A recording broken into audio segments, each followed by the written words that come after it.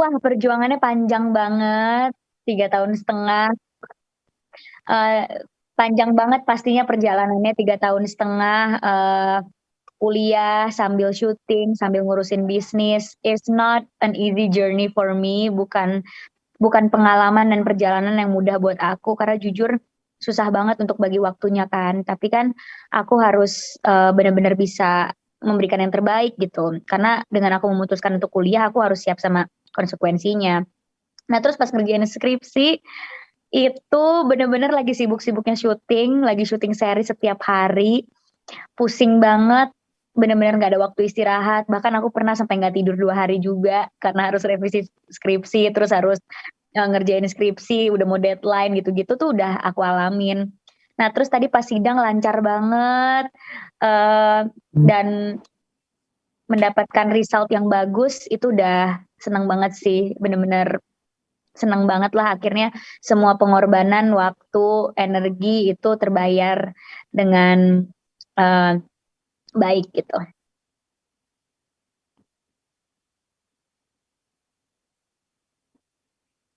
Mhm.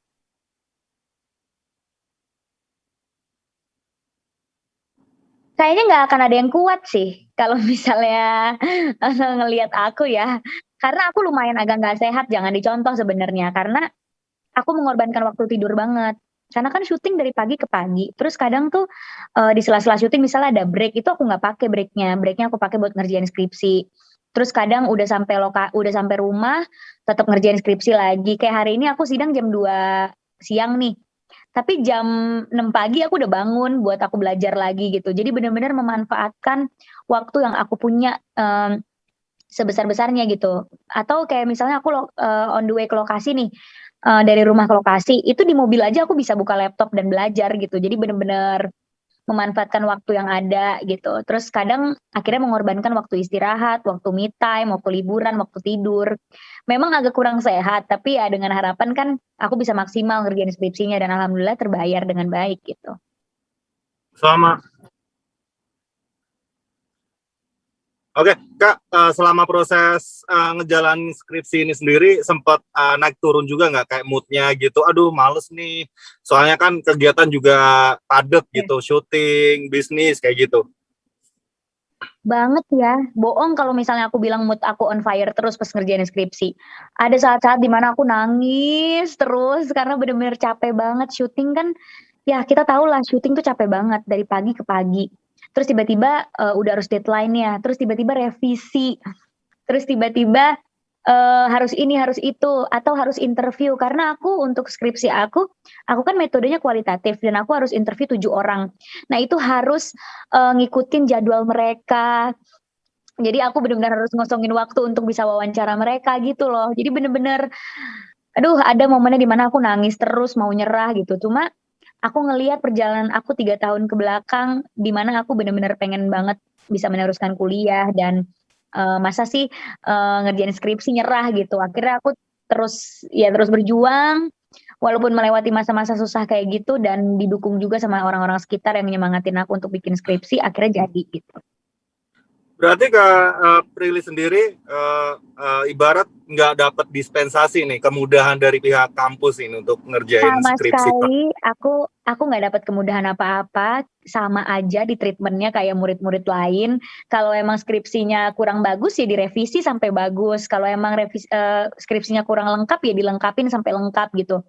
Jadi bener-bener nggak ada perbedaan mentang-mentang aku public figure terus jadi ada kemudahan gitu, nggak sama sekali. Justru di sini aku harus ngebuktiin gitu sebagai public figure, aku juga bisa, menyeimbangkan pendidikan aku walaupun aku sambil kerja dan aku nggak cuma kuliah pengen ijazahnya doang, tapi aku bener-bener, serius menjalankan kuliah gitu.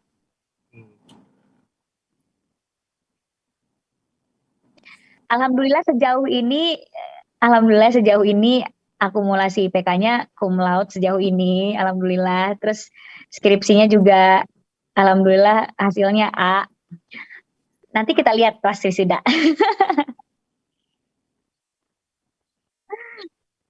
Biar ofisial gitu loh, Mas.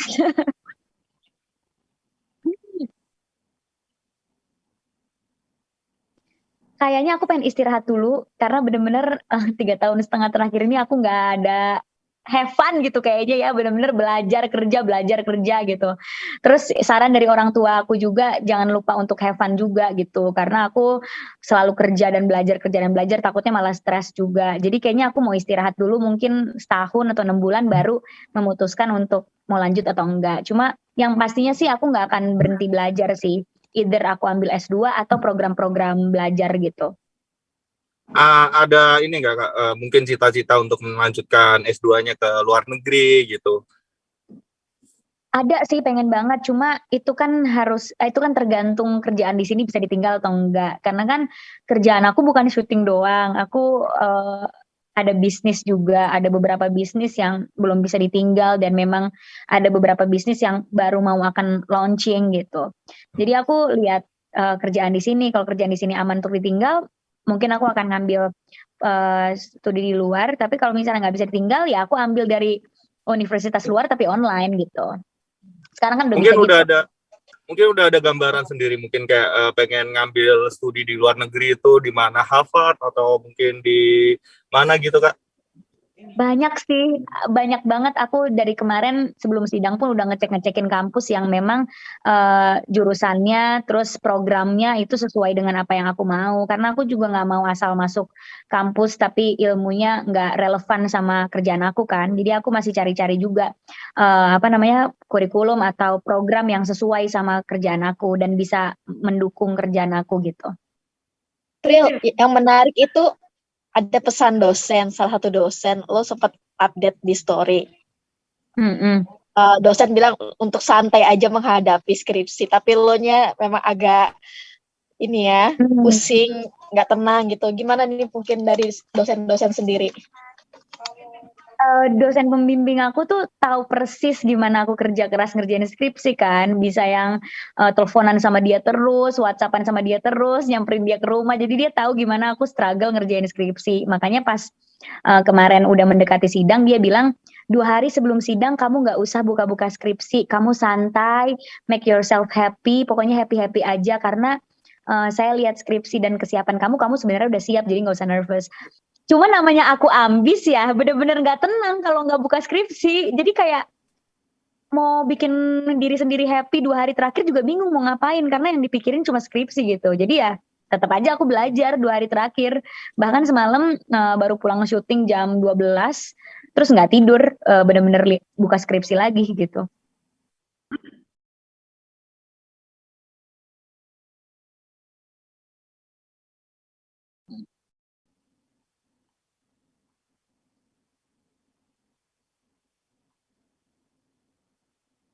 Waduh banyak banget. Komunikasi itu kan nggak sesimpel itu ya. Komunikasi tuh banyak banget cabangnya. Ada public speaking, terus aku public relation, terus skripsi aku juga tentang MPR strategy, marketing public relation. Yang itu sangat kuat keterkaitannya sama kerjaan aku di bisnis. Dimana kan sekarang kita lagi melakukan perubahan kan. Kayak tadinya sebelum pandemi bisnis kita jalannya seperti apa, sekarang pas pandemi kita harus melakukan perubahan. Nah, aku meneliti soal itu, bagaimana satu perusahaan ini bisa bertahan di pandemi dengan melakukan strategi-strategi baru dari marketing public relation gitu.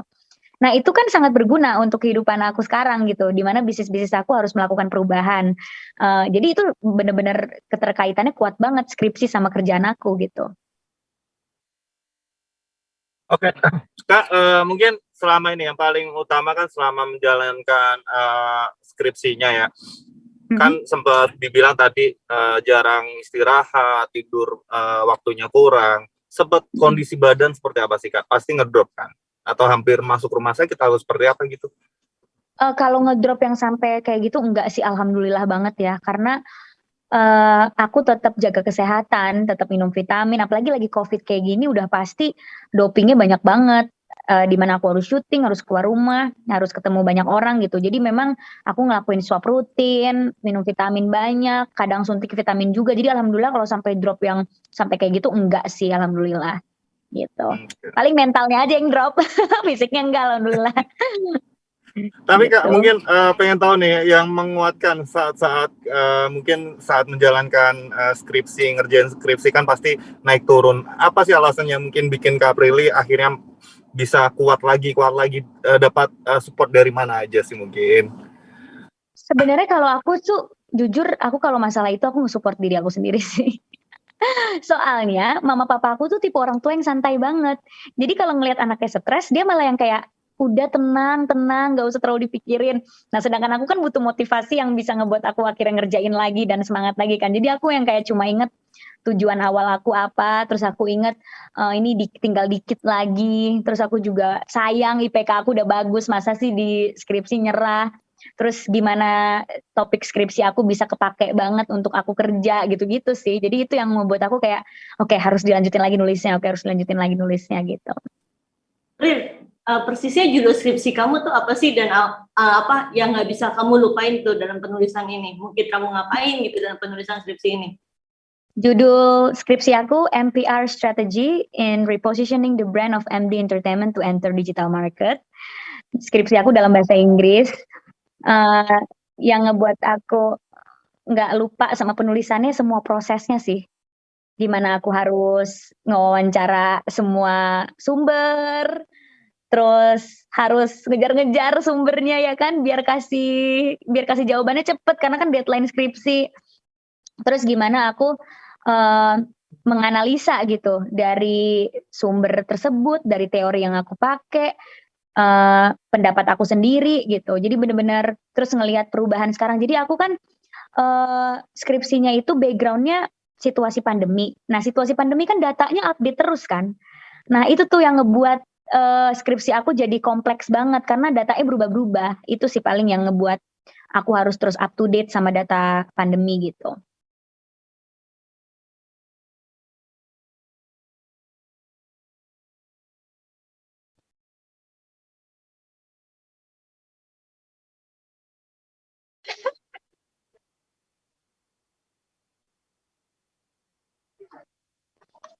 Belum sih Mas. Pacar, Wak. Ya langsung. Wih, enak aja.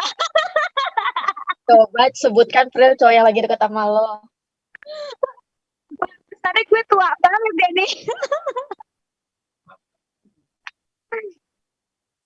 Umur aku memang sudah 25 tahun ya dalam beberapa bulan ke depan gitu.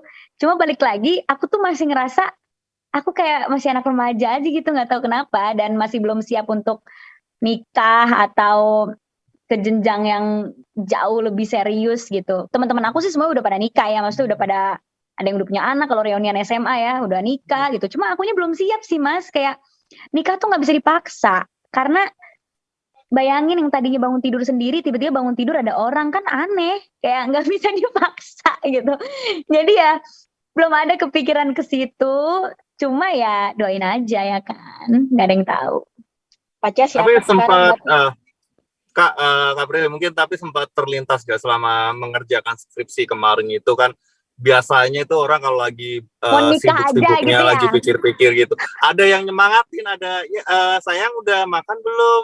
Kurang apa nih ya kayak gitu. Pas pernah ngebayangin gak sih kayak gitu? Ya kalau lah aku belum berpikiran nikah kan belum tentu nggak ada juga, ada lah kalau kayak gitu mah ada. Oh iya ada, tapi ya udah. Kayak gimana sih semangatinya kayak gimana sih Kak? Mungkin bisa diceritain ke kita tuh. Semangatinya samuannya itu kayak gimana sih? Apa ya semangatinnya? Ya nggak sereceh kamu udah makan atau belum sih jujur. Kayaknya udah beda ya. Maksudnya kan saya bukan umur 18 tahun lagi yang nggak perlu diinget-ingetin makan ya kalau aku. Cuma lebih ke dikasih kata-kata afirmasi positif supaya aku tetap semangat. Kayak misalnya I'm so proud of you, bangga banget sama kamu, udah bagus kok skripsinya. Misalnya aku stres, karena kan aku kadang suka memasalahkan hal kecil, padahal itu bukan masalah gitu. Kayak, duh kayaknya ini salah di penulisannya, ini kayak gini deh. Enggak kok udah bagus gitu, kamu pasti bisa gitu-gitu. Ngebantu juga nggak sih Kak ngerjain skripsi kayak ngebantu juga nggak sih Kak pas lagi nyari data bantuin nyari kayak gitu sih? Kebetulan kalau kayak aku tuh kalau masalah kerjaan nggak suka ada yang ikut campur gitu, karena ya emang nggak emang beda bidang aja, beda jurusan. Jadi kayak dia juga kurang relevan sama topik skripsi aku karena beda jurusan gitu. Jadi ya nggak pernah yang ngebantuin gitu. Cuma paling ngebeliin es krim kalau lagi nangis ngerjain skripsi, ya gitu-gitu ya kan. Aku disogoknya pakai makanan soalnya.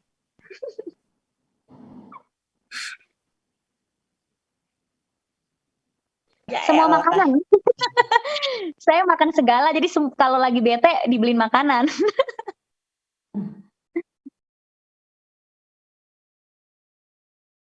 Iya, karena ngapain juga gitu. Tapi nggak yang sok-sokan backstreet atau apa, cuma emang nggak ngeposting aja. Karena bukannya karena takut apa, cuma kenyamanan kenyamanan kita berdua gitu. Yang Ayo kemarin bukan bisik-bisik. sih yang BTW yang dari kemarin bukan public sih. figure apa orang biasa Kak pasangannya? Mak gue ketawa tuh. Katanya pengusaha ya, Pril. Waduh.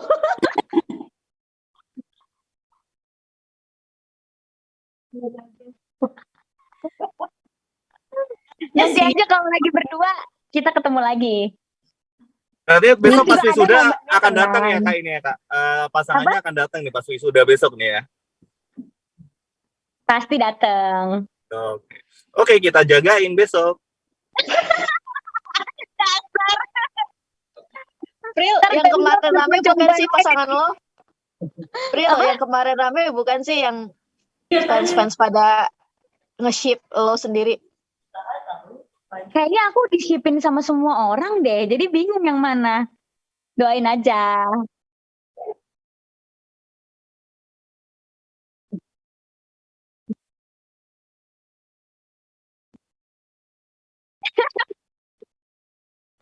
Sebenarnya lebih ke mungkin aku nggak publish gimana aku pacaran atau hubungan aku tuh demi menyelamatkan hubungan ini gitu. Karena kan takutnya nanti omongan netizen gimana. Ya namanya manusia pasti kepikiran, ngebaca komen tuh pasti kepikiran. Jadi ya mendingan low key aja gitu.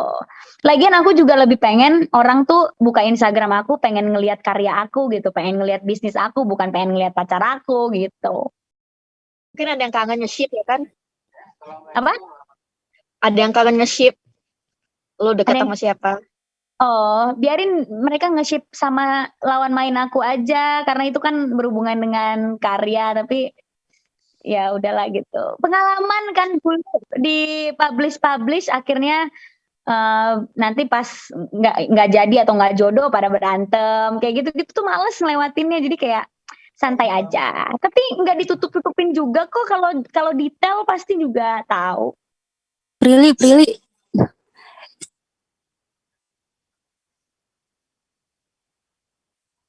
Kalau mama tuh santai banget. Maksudnya aku punya pacar boleh, enggak juga nggak apa-apa, nggak yang dipaksa-paksa atau gimana. Selagi akunya happy dan selagi nggak dibikin pusing, ya pasti disupport. Yang penting ngeliat anaknya nggak pusing aja, ngeliat anaknya tetap happy gitu. Ih, mau Prilly, Kak Prilly. Prilly, ada momennya pasti akan ketemu juga kita. Kak Prilly. Kak Prilly, mau tanya nih Kak Prilly, mungkin alasan Kak Prilly akhirnya memilih pasangan sekarang itu poin plusnya apa sih mungkin? Kan pasti ada bibit bebet lah, bobot. Mungkin Kak Prilly sendiri apa sih? Poin plusnya yang pasti baik, terus keluarganya baik, pergaulannya juga baik-baik, terus pendidikannya bagus. Udah sih kayak gitu. Pertimbangan aku nggak yang gimana-gimana kok. Yang penting baik. Terus dia peduli akan pendidikan. Terus dia tahu mau kemana. Ntar ke depannya mau gimana. Visinya apa sebagai laki-laki. Udah gitu aja sebenarnya simple. Oh, berarti dari pengusaha ya kayaknya ya. Ini.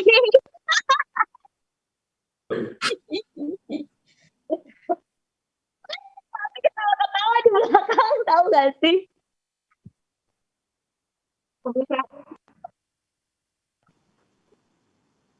Aku aku aku bisa dikondisikan. Kalau pasangan aku suka aku bucin, ya aku bucin. Kalau dia sukanya aku mandiri, ya aku mandiri. Bisa dua-duanya, tergantung momen dan tergantung gimana pasangan kita aja. Kak Prilly, nanya dong nih. Apa? Ini kan usia masih muda nih ya kan, masih muda tapi pencapaian sarjana udah. Itu mah dianya aja tuh. Sarjana udah dapet, terus sinetron udah, series udah, film udah, bisnis juga dapet. Apalagi sih pencapaian seorang Prilly Latuconsina yang mungkin kayaknya masih gue belum cukup nih, pengen gue kejar lagi gitu. Apa ya? Jujur kalau nanya mau apa lagi, banyak sih. Karena aku tuh bukan tipe yang cepet puas dan kayak masih banyak banget hal yang perlu aku pelajarin lagi dan masih banyak hal yang bisa aku lakuin lagi gitu. Jadi ya kalau ditanya bisnis udah ya, tapi kan banyak bisnis-bisnis yang belum aku punya dan pengen nambah bisnis baru juga. Pendidikan udah ya, masih ada S2 gitu kan. Karir udah ya, tapi masih banyak karakter-karakter yang belum aku mainin. Jadi kayak nggak akan ada habisnya sih Mas kalau ngomongin kayak gitu, karena aku diajarin sama orang tua aku kalau udah dapet target kita di awal ya harus set target baru lagi supaya kita nggak stuck di situ-situ aja gitu. Jadi aja panutan nih emang nih. Widih. Oke. Kak Prilly, Oke, mungkin Pril. next pengen berkecimpung juga nggak? Mungkin bicarakan pengen target naik level next ke karir level naik lagi. Mungkin pengen target juga nggak sampai gue pengen terjun nih di politik biarpun masih lama ya gitu. Sempat pikiran juga nggak sih? Kalau di politik nggak sama sekali sih. Aku nggak mau kalau di politik ya, karena aku udah nyaman sama hidup aku sekarang dan politik is another things, kayak itu ruang lingkup yang beda banget gitu, dan nggak tertarik untuk menekuni juga, takut nggak amanah juga, jadi kayaknya kalau politik enggak sih. Gitu. Pril, Oke. dikit dong di luar ini ya. Di luar TikTok kan sempat rame IG lo posting foto yang kayaknya karakter di luar Prilly nih. Prilly tampil dewasa pakai baju apa itu yang lo angkat rambut itu. Tuh banyak yang bilang lu seksi segala macam. Itu tuh trending jadi omongan. Gimana Pril, emang ingin merubah image atau gimana? Emang jadi omongan ya? Gue nggak tahu. Iya, Sebenarnya seksi. akan ada penampilan aku di salah satu series nanti, dan itu kayaknya bakalan ngagetin semua orang, bahkan ngagetin mama papa, karena jujur aku nggak bilang sama papa aku ambil adegan itu gitu. Tuh kan mama gue kaget. Cuma nggak akan ngebuat mama papa gimana karena itu benar-benar pure peran banget dan ada hubungannya sama hobi aku gitu. Cuma beda banget aja, dan kayaknya masyarakat nggak pernah melihat sisi aku yang itu. Cuma kan balik lagi itu peran ya, jadi ya udah gitu. Jadi ya udah, sebenarnya berhubungan sama peran itu aja sih. Berarti perannya lebih dewasa ya? Satu lebih dewasa dan adegannya Panas. bukan adegan panas sama lawan main ya, enggak. Cuma iya. Adegannya kayak orang nggak pernah lihat aku kayak gitu aja gitu. Jadi ya pelan-pelan lah, maksudnya supaya masyarakat nggak kaget juga pas nonton adegannya. Jadi pelan-pelan dikasih lihat sisi lain gitu. Dan maksud aku itu cuma foto gitu sih. Jadi kayak aku nggak terlalu yang mikirin banget gimana gitu. Karena itu juga bajunya nggak aku pakai di sehari-hari, cuma aku pakai buat di foto doang. Gitu. Enggak dong. Nanti lihat aja nih. Prilly, tanya dong. Balik Apa? lagi ke cowok tadi. Ya. Enggak, beneran gak nih? Irzan bukan Pril. Faris nih. Irzan. Nanti juga tahu. Tapi kan Pril banyak tuh kan di TikTok sip kamu sama Maya, pokoknya video-video kamu sama Irzan gitu. Gimana tuh kamu nanggepinnya gitu? Dengan penggemar kamu tuh yang ngira-ngira, oh ini pacarnya Prilly gitu. Ya aku sih seneng aja didukung seperti itu. Jadi aku nggak ada masalah sih. sama postingan TikTok dan orang-orang yang ngeposting gitu, aku nggak ada masalah. Pokoknya selagi komennya positif, aku nggak akan masalahin gitu. Kecuali komennya negatif gitu, kayak gimana gitu, atau ngebully salah satu dari kita, ya aku pasti nggak suka gitu. Cuma kalau postingan di TikToknya positif, terus baik-baik semua, ya aku senang. Berarti bener ya Irzan ya? Membenarkan Aku nggak jawab nih, pakai Pril? aku jawab pakai senyuman aja ya. Oke. Iya, April.